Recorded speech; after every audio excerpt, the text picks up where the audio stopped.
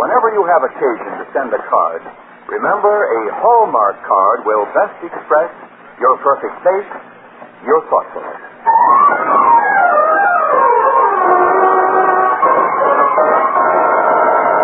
The Hallmark Charlotte Greenwood Show. And here she is, that lovable lady of stage, screen, and radio, Charlotte Greenwood.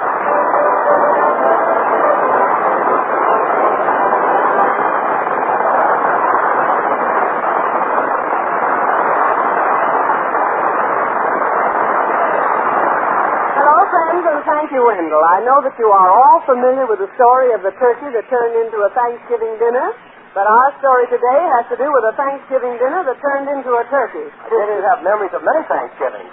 Yes, especially one. I was playing in vaudeville. The theater was giving away a turkey. When I came out on the stage, somebody in the audience said, "My, it's a big one, isn't it?" Quite an experience, Mrs. Greenwood. Yes, and it isn't Mrs. Greenwood, it's Miss Greenwood. I'm sorry. You're sorry.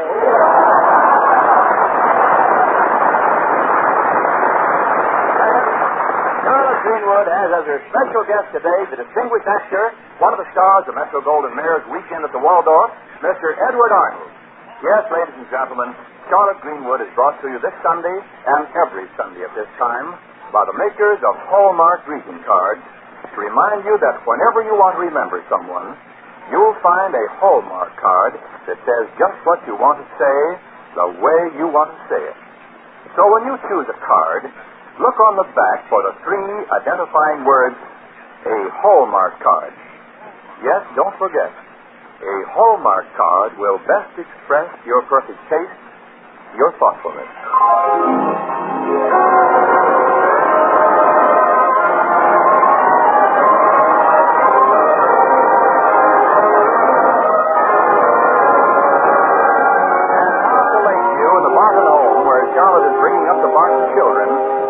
Barbara and Jack and young Robert. It's the day before Thanksgiving, 2 o'clock in the afternoon. And in the hallway, Aunt Charlotte is calling. Children, I'm leaving to do my shopping now. Okay, Charlotte. Bye, Aunt Charlotte. Bye, darling. Oh, Aunt Charlotte, wait a second. Aunt Charlotte, will you do something for me while you're downtown? Yes, sir. Get me a pair of driving gloves, will you? A guy's hands get pretty cold in an open car. The other night, coming home from the dance, I had to drive with one hand. And that's dangerous. Yes, it is. I know a young man who ran into a church that way. Goodbye, Aunt Charlotte. Bye. Oh, Aunt Charlotte. Yes, Barbara? I'm glad you haven't gone yet. Could you drop into the Bonton store and return this golf sweater for me? Oh, you dizzy square. Aunt Charlotte has got to get some stuff for Thanksgiving dinner. Why did you buy that golf sweater if you didn't want it? I did want it. But when I got it home, I decided I didn't look good in it. Mm-hmm. Once I bought a golf sweater. Well, how'd you look in it? Like a long approach to a short putt. Oh, Aunt Charlotte, why do you always say those things? Well, you got $1 million figure. Ah, now that's what I call inflation. Now, where's my shopping list? Aunt Charlotte, with such a crowd for dinner, can't we have 2 turkeys? Why, besides the family, there'll be Gertrude Gleason, Mr. Reynolds, and Jeff Crawford. Jeff Crawford? Who's Jeff Crawford? A very special friend of mine from Mound City College. Student? No, he plays football. Oh. Plays football, huh? Never heard of him. Well, for your information, he's one of the greatest players Mound City ever had. One of the most exciting things in football is to watch one of those long runs for a touchdown. Oh, it's certainly thrilling to watch. But it must be nerve-wracking for the players. Why? Well, do you ever think what it would be like to have 11 men run after you? Do I? Oh, maybe that's Jeff Crawford. Hello? Oh, yes, he's right here. Aunt Charlotte is Phil's place at the Town and Country Market. Why don't you just ask him if we can get 2 turkeys? Mm-hmm. Hello, Phil. Do you suppose that we could have 2 turkeys instead of 1? Yes, I know turkeys are short. That's why I thought we'd have 2 short ones instead of 1 long one. But Phil, I put in my order a week ago. All right, I'll come in. We can't get 2. We can't even get 1. They haven't anything but chickens. chicken on Thanksgiving? Well, I'll have to hurry even if I'm going to get a chicken. Oh, who wants to latch onto an old chicken anyway? Now, let's not discount our chicken before it's latched. Oh, but Aunt Now, Charlotte. children, I've got to get started. Are you sure, Aunt Charlotte? Yes, Robert, but I'm leaving right now, dear. Hey, that's my rain jacket you've got on. You take it off. Oh, I'm not hurting You take it off. All right, I'm taking it off. Hurry up. Oh, now, Jack. But he isn't supposed to wear my rain jacket. Well, he's only wearing it for your own good. My own good. To keep your new tie from getting all wet. Oh, my new tie. This is my new tie you've got on. Well, this isn't funny. Now, you take that tie off, too. What? You will. Now, Robert, your brother is right. Now, you shouldn't have taken his things. Why don't you wear your own raincoat? I couldn't find it. Anyhow, if I had a jacket like this, I'd let Jack wear it. I'd give him anything I have. I'd give him my automobile if I had one, my gold watch with diamonds on it, or even $10. Would you give Jack your bicycle? Why, you're not fair. You know I've got a bicycle. That's exactly the point. Being generous with what you haven't got doesn't count. No, a fellow who's really regular gives you what he has got. Yes, and you being regular, Jack, of course you'll give Robert the tie. Sure. No, I mean... Especially when you have another tie exactly like it. Well, yeah, but... You know, Jack, there might be a certain wisdom in not sharing when there isn't enough to share, but the person who won't divide up when there's more than enough, who has two when he only needs one, not only being a little bit stingy, but a little bit short-sighted. He isn't helping the other fella, and he isn't helping himself, you see that? Yeah, sure, but... Okay, Robert, you can have the tie. Can I? Gee, thanks, Jack. I'm sorry I got short. I guess I kind of messed up your deal drawer. I'll go and straighten it out. Thanks, I'll help you. Barbara, I'll stop and pay for the chickens, and when they're delivered, will you put them in the refrigerator? No, I don't know. Now, I have got to go. I shouldn't have said that. Good afternoon, Miss Greenwood. Oh, come in, Mr. Reynolds. Hello, Mr. Reynolds. How do you do? Oh, you going out, Miss Greenwood? Well, I was just about to do my Thanksgiving shopping. I hope you have enough points. I have, but they stick out in the wrong places.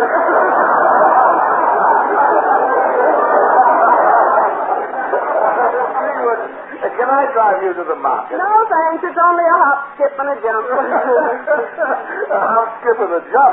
Miss Greenwood, you're exaggerating. It's 2 miles. I am exaggerating. With my legs, it's only a hop and a skip. My gracious. Thanksgiving isn't tomorrow, is it? Or is it? You mean you don't know when Thanksgiving is? You haven't been looking forward to it? Well, I have too many important things to think of to bother making a big fuss of a Thanksgiving. Well, it's important to give thanks for our blessings. Here's a pretty sentiment, Miss Greenwood. But have you ever looked around the world as it is today and counted your blessings? Oh, yes. I have so many I stopped counting and give more time for thanks. Well, that's very fine. But you'll have to take a little time out to look over these papers. As long as you're going out, I'll leave them with you. We can discuss them some other time. They're the figures on the school lunchbox service. Oh, that's making real progress, isn't it? Oh, definite progress toward bankruptcy. Miss Greenwood, why do you put so much food in the lunchbox? Well, can't we be a little generous? Generosity, Miss Greenwood, is an admirable trait for those who can afford it, who can throw money around. The Barton estate can't throw money around. You can't afford to be generous. Oh, Mr. Reynolds, we can't afford not to be generous. Generosity is the soundest investment in the world. Miss Greenwood, your head is way up in the clouds. You're like everybody else. No, I'm different. What do you mean? My feet are on the ground at the same time.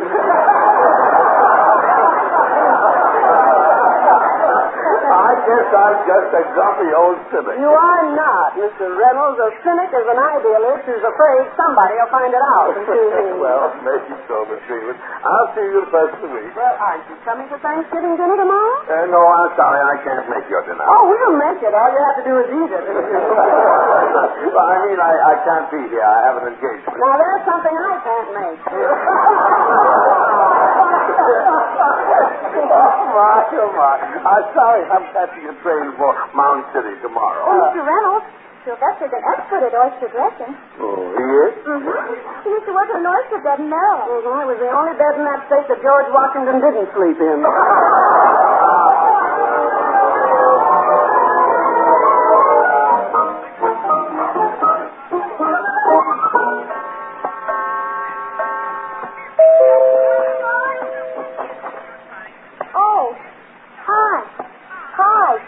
What's your name? Bobby. Mine's Dick. My regular name's Ricky. Mine's Robert. Your mother and father home? I haven't got a mother and father, but I've got an aunt and a brother and sister. They're all away. Yeah? Yeah. I haven't got a father or aunt or a brother or sister, but I've got a mother. We live in the country. Yeah? Yeah. We live right here. Papa took us to this 5 of us and we're all at home. That's tomorrow. We're having chicken for dinner. Yeah? Yeah. We never have chicken. Never? Never. Gee, I'd invite you for dinner when we were having some other company. Oh. You got any leaves to be raked up? I'll get a dime for raking leaves. Well, all leaves are raked, but it helps you rake somebody else's. Yeah? Yeah. Okay, come on. Okay.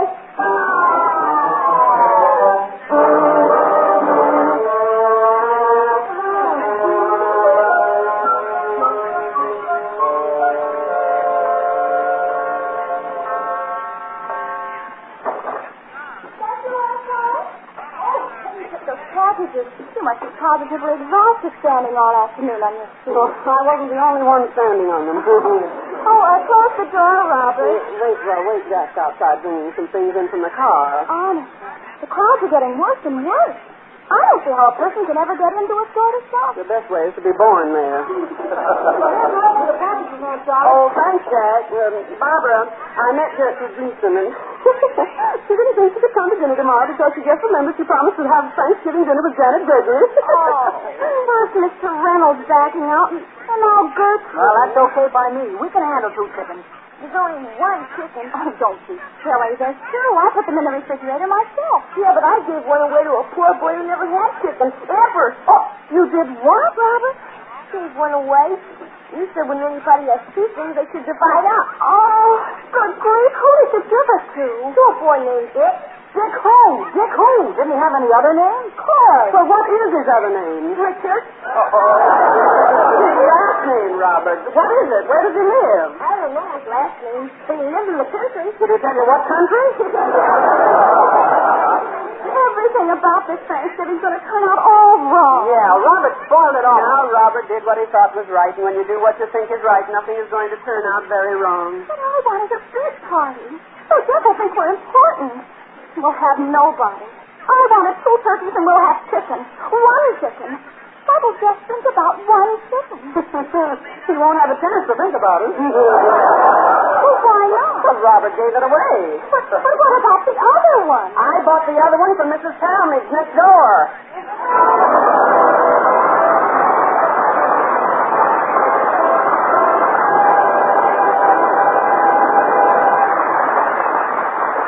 This Thursday, Thanksgiving, many of us will visit with dear ones we seldom have a chance to see. It'll be good to renew the old ties and to know that after this happy reunion, there's a way we can keep in touch regularly.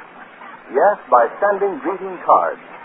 For a thoughtful card is a visit in spirit that we can enjoy not just at Thanksgiving, but all through the busy year. At your Hallmark dealers, you'll find cards that are appropriate for every occasion. Distinctive cards for remembering your family and friends on special days, such as birthdays, wedding days, anniversaries. Cards, too, for every day, just to say I'm thinking of you. There are lively Hallmark cards that are clever, humorous cards. Among them, many a gay get-well message to cheer a friend who is ill. You'll always find a Hallmark card that says just what you want to say, the way you want to say it. So go to your Hallmark dealers this week. And when you choose your cards, be sure to look on the back for the Hallmark name. Because like sterling on silver, the word Hallmark on the card you buy tells your friends you've cared enough to send the very best. Hallmark cards are on display at America's finest stores. Remember, a Hallmark card will best express your perfect taste, your thoughtfulness.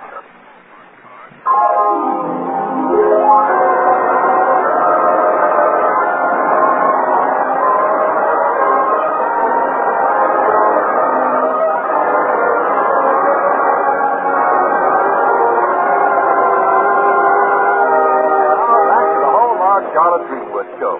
We find the Barton household in quite a state of excitement. For unable to buy a Thanksgiving turkey, Charlotte wanted chicken, and then Robert gave it away. It's now Thanksgiving Day, and since early morning, Aunt Charlotte has been telephoning every poultry shop in Lakeview, hoping to find one open. She's just about to give up when... Hello? Hello? Oh, thank goodness you're open. Have you a turkey? The name is Greenwood. Miss Greenwood. Miss Charlotte Greenwood. Look, I don't want to be introduced to the turkey. I just want to buy it. Oh, you haven't? I know the cash and carry would have that. Well, have you a nice chicken? I see. Hello, wait. Have you a duck? A duck? A duck. You know, it's like a chicken only with snowshoes. Well, thank you anyway. Let's go. Here comes Sylvester and he's got it. He's got it all wrapped up in a big package. Oh, at last. Oh, good old Sylvester. I had a hunch he'd come through. Hello there, Miss Greenwood. What's it get, Sylvester? What's it get? Cash and carry. Oh, I told you, Aunt Charlotte. Sylvester, what made you go to the cash and carry? I don't know. Just did. Oh, you got intuition just like a woman. Intuition? Yes, Sylvester, that's a feeling which tells a woman she's right, Oh. even when she's wrong. Oh. Now, did you get the oysters for the dressing? No, ain't necessary. Huh? Well, what about the cranberries for the cranberry sauce? Ain't necessary. Dressing and cranberry sauce aren't necessary for the turkey? Why? Ain't turkey. No. What? It isn't turkey? Mm-hmm. All I could get was bologna. Almost couldn't get that. Why not? She couldn't spell it. Bologna on Thanksgiving. Oh, Aunt Charlotte. Now, Sylvester can fix it up. It'll be delicious. Yeah. Got a special recipe. There, you see now. Yes, it is. Might take a couple of hours, though. To prepare the bologna? No. Find the recipe.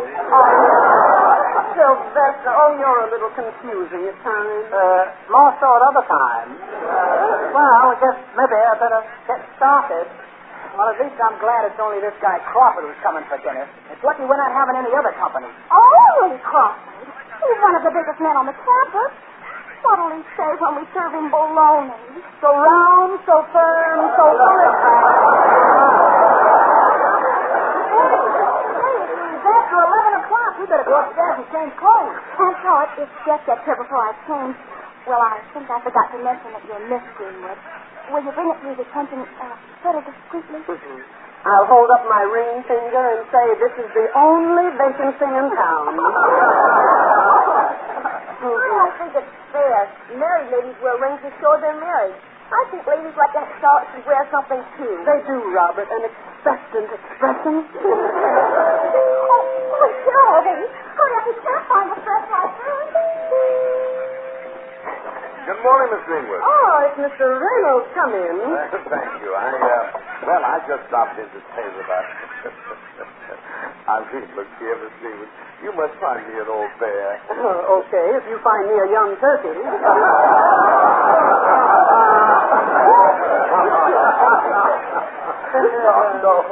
I mean, I've acted like an old bear.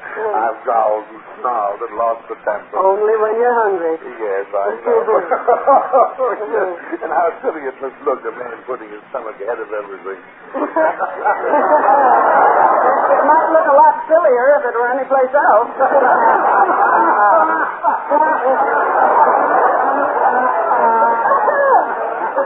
Miss Greenwood, but seriously, talking to you the way I talked yesterday at Thanksgiving time, I don't know why I've gotten so hot. I didn't used to be. But I remember my first Thanksgiving. Oh, I remember my first Thanksgiving, too. All the neighbors dropped over for dinner. They were wonderful neighbors. Captain John Smith, Pocahontas. But anyway, see, there's nothing like a family dinner at Thanksgiving time. I remember when I was a young fellow at home with my family. Thanksgiving had a special significance. And now, when a man's all alone, you don't start out collecting friends after you're 40. No, you don't start out collecting friends at any time. You start out by being one. At any rate, Miss Greenwood, I came here to apologize for losing my temper yesterday. I was downright rude. I didn't even thank you for inviting me to dinner. Oh, that's all right. I'm sorry that you're leaving for Mound City today and can't accept. Only I'm not leaving for Mound City today, and I do accept with the most sincere appreciation of your kindness. Oh, you're staying for dinner? Miss Greenwood, would a man in his sober senses get on a train for Mound City when he could be here with his delightful family? Would a man give up the chance to enjoy a big fat turkey with crackling brown skin crammed full of stuffing and dripping with juice? If he would, I'd be very much surprised. I think you will be. The fact is, Mr. Reynolds, pardon me. Well, Gertrude Gleason, good morning. Oh, good morning, Miss Greenwood. I think it's just too sweet you to invite me to dinner. I mean, it really is. I mean, it is really. But Gertrude, you were going to have dinner with Janet Gregory. Oh, I am. That's why I brought her along. I mean, I actually did. Yes, you actually did. Well, come in, girls. Good morning, Janet. Good morning, Miss Greenwood. Meet Mr. Reynolds, the attorney for the Barton estate. Mr. Reynolds, this is Janet Gregory. Oh, how do you do, Counselor?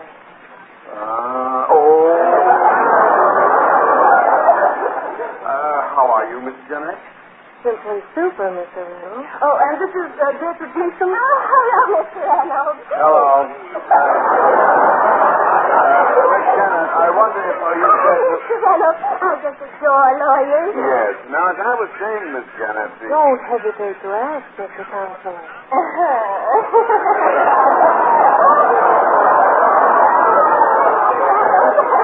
I saw you in court the other day, and I mean, it was really peachy-weechy the way you said all those wonderful things to the jury. I mean, they were positively dumbfounded. I mean, I'm sure if they knew what you were saying, they would have brought in a verdict of not so guilty. And not only that, Mr. Reynolds, but the way that... Young lady, will you rest your case?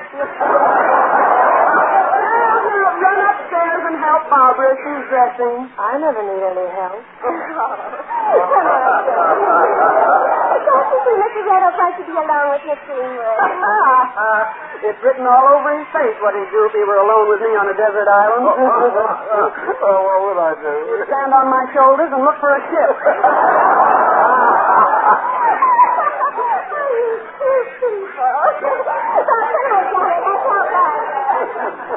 Well, of all the inane, empty-headed... Now, don't lose your temper. Oh, I forgot. The sad truth is I'm getting hungry. You know, I'll feel better after I've sampled that turkey. Well, the truth is, Mr. Reynolds, hold the door. Hi, I'm Jeff Crawford. Say, I'll bet my last dollar your Barbara's Aunt Charlotte. Well, son, you've been saved from financial ruin. That's right. I'm Miss Greenwood, Barbara's aunt. Sure. Anybody could tell. Man would only want one look at you. That's all he can take. Come in, anyway. Mr. Reynolds, this is Mr. Crawford. Jeff is the captain of the Mound City football team. Yeah. Thanks, Mr. Reynolds. How do you do? Hey, wait a minute. Young man, just wait a moment. Don't you know your own strength? Sure. Did you hear how we scored on Wisconsin? Man, I really don't follow football teams. Here, I'll show you. Okay, now you got the pigskin. Pigskin? What's a pigskin for? Well, to hold the pig together. No, Mr. Reynolds. You're in the play. Okay, now Wisconsin has the ball. Well, who's the play out there? I mean, Mr. Reynolds going to carry the ball. Now, just a moment, young man. Okay, 4 minutes. Shoot it back. Press it back. Shoot it back. Sounds like old home week. Okay, the ball is snapped. Come on! I see no reason why I should come on. I'm going to throw you for a loss. You got the ball. Look out. Here I go! Let go of my leg. Will you let go? You want to see Wisconsin, didn't you? You got the guy having the ball. I didn't think you were. Well, you don't have to knock him down for that. Anybody can make a mistake. Okay. Let's see. Yellow?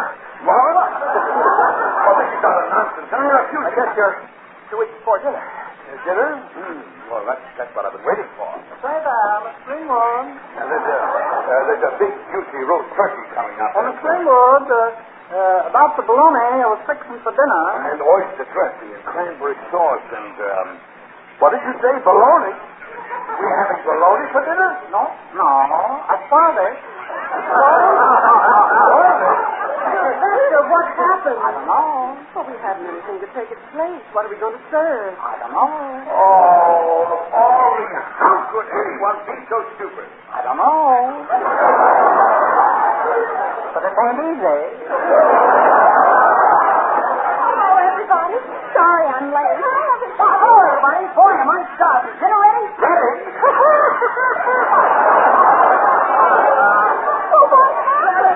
Sylvester. Oh, now that can't be anybody else. It just can't be. I'll go.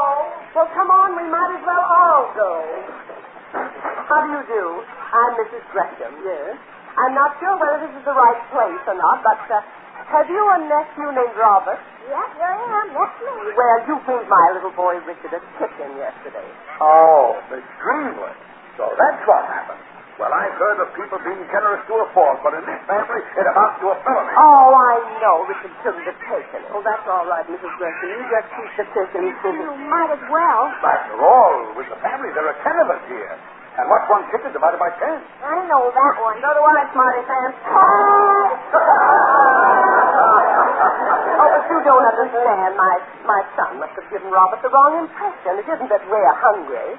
You see, I have a large farm just south of here, and we raise nothing but turkeys. Of course, the Gresham Turkey Farm. And when Richard told me you were having company on Thanksgiving and serving chicken, well, I thought perhaps it's because you couldn't get a turkey. I understand you can't get them for love nor money. Well, I only tried money. You'll accept them in return for your generosity. I brought you a couple of... A couple of turkeys? You mean you... They're all cooked, brown to a turn and ready to serve. I have them out in the car. Oh, that's awfully nice of you. Nice. Yes, very nice. I'll go get them. Children, run me out, Mrs. Gresham. Yes, and it looks, Miss Greenwood, well, what I said about generosity not paying off, I mean I'm going to have to eat my words. Eat words when there's turkey? What a life thing it was that that woman had her own turkey farm. And that's what I'm going to have myself, a turkey farm. My father used to raise turkeys. He did? Mm-hmm. Out of the whole bunch, I was the only one that turned out to be a hen.